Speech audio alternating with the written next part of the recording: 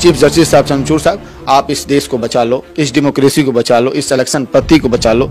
आपसे एक बहुत बड़ी विनती है। और कि मोदी जो है और अमित शाह हैं, इन सबकी सच में नींद हराम हुई पड़ी है कि इनको ये लगता है कि वाकई में अगर चीफ जस्टिस है अपने रूप में आ जाए तो वाकई में इंस्टेंट उस पर एक्शन ले सकता है और फिर से चुनाव किया जा सकता है। सुप्रीम कोर्ट इस पर एक्शन लेगी और उनके शपथ को रोकेगी और फिर से चुनाव वो कराएगी। क्योंकि ये कैसे हो सकता है? हमारा संविधान, हमारा कॉन्स्टिट्यूशन बोलता है। देखिए, शपथ ग्रहण में वो लेने वाले हैं। इसमें क्या है कि बहुत सारे, मुझे लगता है पिटीशन भी फाइल हो चुकी है सुप्रीम कोर्ट में। बहुत सारा इलेक्शन कमीशन में जाए, इलेक्शन कमीशन तो मर चुका है, एक सुप्रीम कोर्ट में आस है। मुझे सुप्रीम कोर्ट से उम्मीद है इनके नेताओं को लोग दौड़ा दौड़ा कर मारेगा, जिस तरह से राहुल गांधी जी ने बोला, उसके बाद कोई बचाने वाला नहीं बोला। इसलिए मैं कहूंगा, लेकिन ये हमारे आखिरी सीजीआई हैं, ये अगर कुछ कर सकते हैं तो कर सकते हैं। मैं कोर्ट 15,000 से ऊपर से 20,000 तक कंप्लेन है, इस तरह घटनाएं हुई हैं, लोगों को जिता कर उसके बाद उसको हराया गया है। इसको तो इलेक्शन कमीशन को ही संज्ञान में लेना चाहिए। लेकिन इलेक्शन कमीशन जो पिट्ठू है मोदी जी का, वो पिट्ठू है अमित शाह के, वो पिट्ठू है वो सरकार के, उसके पीछे चलने वाले हैं, उनके द्वारा बनाए हुए कुत्ते हैं, वो पालतू कुत्ते हैं, तो वो उस पर कुछ नहीं कर सकते। पूरे चुनाव को कैंसिल करने के लिए एक कंप्लेन भी पर्याप्त है कि ईवीएम के कम से कम 15,000 से 20,000 जो है यहाँ पे कंप्लेन होते हैं। एक कंप्लेन अपने आप में बहुत बड़ी पर्याप्त है। वो सुप्रीम कोर्ट इसे कैंसिल भी कर सकती है, एकदम कर सकती है और फिर से चुनाव कर सकती है। लेकिन उसके नमस्कार, मैं हूं देव, इसमें आप देख रहे हैं लोकतंत्र टीवी। देखिए, तीनों राज्यों के जो है ओथ सेरेमनी होने जा रहा है, लगभग बातें तय हो चुकी है और कहा भी जा रहा है कि शपथ ग्रहण समारोह होने वाला है। लेकिन अब सवाल उठ रहे हैं, क्या 15,000 जो शिकायत दर्ज है इलेक्शन कमीशन के पोर्टल पर, उसका क्या होगा? इस विषय को लेकर लगातार जो है लोग सुप्रीम कोर्ट जा रहे हैं, सीजीआई से भी मिल रहे हैं और इलेक्शन कमीशन को तमाम तरह की लेटर भी लिख रहे हैं। इस वक्त हमारे साथ सुप्रीम कोर्ट के एडवोकेट जी, कैसे देख रहे हैं? अब तो शपथ ग्रहण समारोह होने वाला है, अब तक आप खामोश हैं और आप लगातार जो है सुप्रीम कोर्ट से भी जो है दरखास्त कर रहे हैं। वहां देखिए, आपको मालूम है कि इंदिरा गांधी जो इमरजेंसी लगा था, क्यों लगा था? इमरजेंसी में एक छोटी सी घटना थी। उस छोटी सी घटना पे जो है इलाहाबाद हाई कोर्ट के जज ने जो है इंदिरा गांधी जी को जो बर्खास्त किया था, उनको कैंसिल किया था उनका। और कैंसिल करने के बाद से जो फिर से इमरजेंसी घटना हुई, फिर से चुनाव हुआ और फिर उसके बाद से वो जीती। तो आप एक कोर्ट के पास, एक कानून के पास, एक कोर्ट के पास इतनी बड़ी पावर है कि आप उसके बारे में सोच नहीं सकते हो। लेकिन सुप्रीम कोर्ट इस पर जब संज्ञान में ले, इस पर अगर वो सोचे कि वाकई में हमें डेमोक्रेसी को बचानी है, वाकई में हमें लोकतंत्र को बचानी है, वाकई में हमें इस देश की जो जान को बचानी है, इस डेमोक्रेसी की जान को बचानी है जो इलेक्शन से शुरू होती है, उसको शुरू होती है, तो वो चीज को अगर बचाने की अगर वो बात सोच ले तो वाकई में इसको कैंसिल करने की कोई बड़ी बात नहीं हो। वो सुप्रीम कोर्ट इसे कैंसिल भी कर सकती है, एकदम कर सकती है और फिर से चुनाव कर सकती है। लेकिन उसके लिए साक्ष्य होनी चाहिए कि वाकई में आपके पास साक्ष्य है या नहीं, या आप फर्जी कर रहे हैं। तो अभी साक्ष्य के लिए यहाँ पे या पर्याप्त साक्ष्य है यहाँ पे, क्योंकि राजस्थान में भी आप साक्ष्य देख सकते हैं, आप छत्तीसगढ़ में भी देख सकते हैं और उसके साथ साथ जो है आप एमपी में भी देख सकते हैं। छोटी सी हम एग्जाम्पल देखते हैं। कभी देखिए, राजस्थान में और मध्य प्रदेश हमारे पास कई सारे जो है कॉल आए, कई सारे एविडेंस आए। उसमें उन्होंने ये दिखाया कि कई सारे स्टेट में जो बैलेट में ही जीत रहे हैं, कांग्रेस पार्टी जीत रही है, और जैसे ही जो है ईवीएम खुलता है वो बीजेपी जीतनी स्टार्ट हो जाती है। तो आप ये सोचो कि बैलेट में हम जीत रहे हैं। पहले क्या होता था, बैलेट में लोग हारते थे और उसके बाद ईवीएम में भी हार जाते थे। अब बैलेट में लोग जीत रहे हैं और ईवीएम में हार रहे हैं। इससे साफ जाहिर क्या होता है, दोनों में दो तरह के रिजल्ट हो रहा है। और दूसरी नंबर बात है कि लास्ट में जो है कौन किसको वोटिंग दिया, किसकी वोट कहां पे गई, इसके बारे में कोई शिनाख्त नहीं। तो मैं सुप्रीम कोर्ट के खासकर चीफ जस्टिस में कहूंगा कि वो एक ऐसी डायरेक्शन भी पास करें कि जिससे ये पता हर एक इंसान को चल सके कि उसका वोट किसके पास गया, कहां गया कि नहीं गया, और उसके पास एक मैसेज भी आए। तो इस तरह की भी घटना अगर वाकई में ईवीएम से हो रहा है तो इस तरह के भी अगर चेंजेज अगर होती है तो उसमें यह होगा कि कम से कम उसमें करप्शन नहीं होगा, जिस तरह से इस बार में हुआ।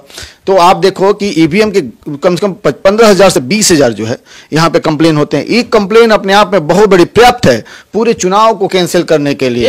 एक कंप्लेन भी पर्याप्त है। अगर वाकई में आप डेमोक्रेसी को बचाना चाहते हैं, इलेक्शन पद्धति को बचाना चाहते हैं, इसको तो इलेक्शन कमीशन को ही संज्ञान में लेना चाहिए। लेकिन इलेक्शन कमीशन जो पिट्ठू है मोदी जी का, वो पिट्ठू है अमित शाह के, वो पिट्ठू है वो सरकार के, उसके पीछे चलने वाले हैं, उनके द्वारा बनाए हुए कुत्ते हैं, वो पालतू कुत्ते हैं, तो वो उस पर कुछ नहीं कर सकते।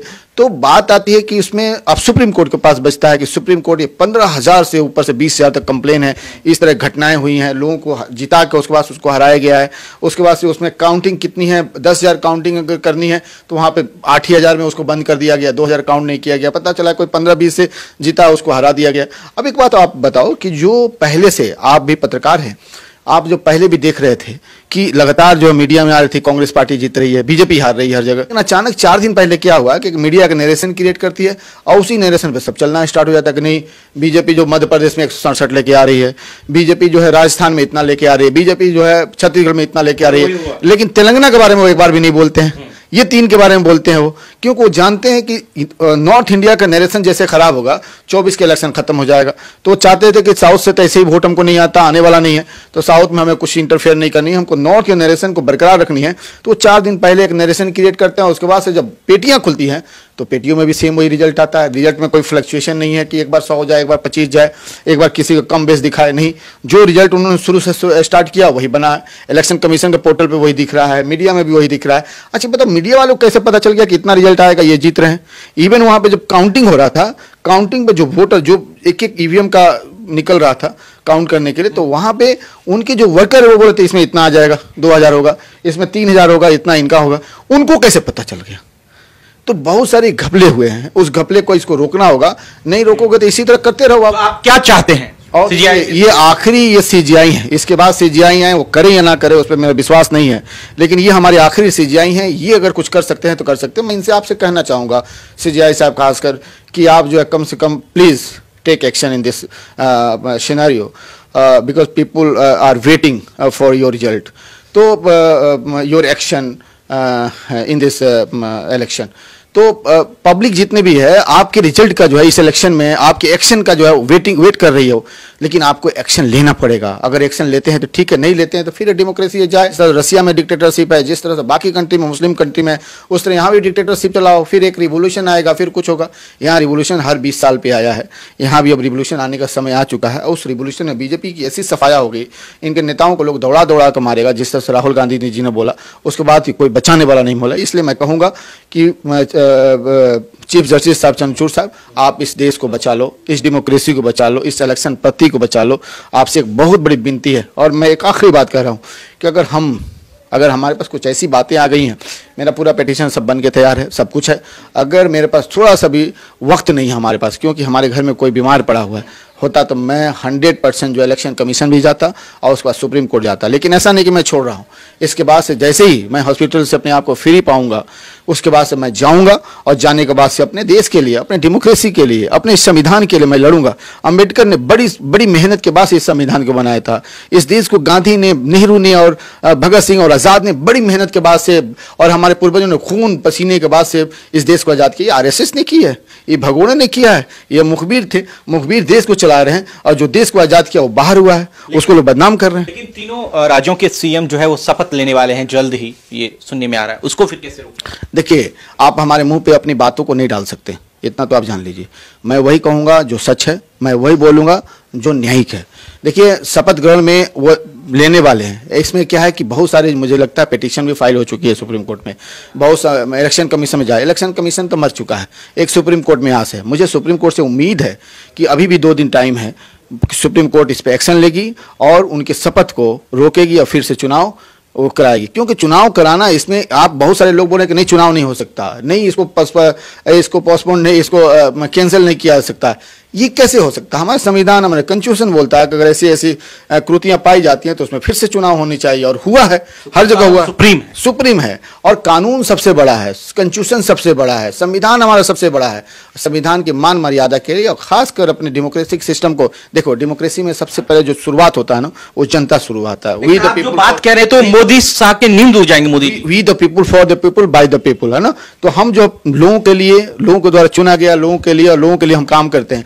तो ये जितने भी जो है हम देख रहे हैं, जो भी संविधान से लेकर जो भी चीजें, पार्लियामेंट सब में जो भी, ये सब पब्लिक से है। अब पब्लिक को न्याय मिलेगा तो उससे क्या मतलब? आप जो बात बोल रहे हैं उससे तो फिर बीजेपी की नींद उड़ जाएगी। नहीं, बीजेपी की नींद तो ऐसी भी उड़ी हुई है, क्योंकि बीजेपी को देखो, एक्चुअली क्या है कि अमित शाह और खासकर मोदी और बाकी लोग ये बहुत डरे हुए हैं, और इनके जितने गुर्गे जो लूटे हैं देश को, देश को जो बर्बाद किया है, देश में जो करप्शन फैलाई है, महंगाई फैलाई है, और आज गुंडागिर्दी और यहाँ पे जो है मर्डर स्टार्ट हो चुका है, इसका जवाब जो कांग्रेस पार्टी लेगी।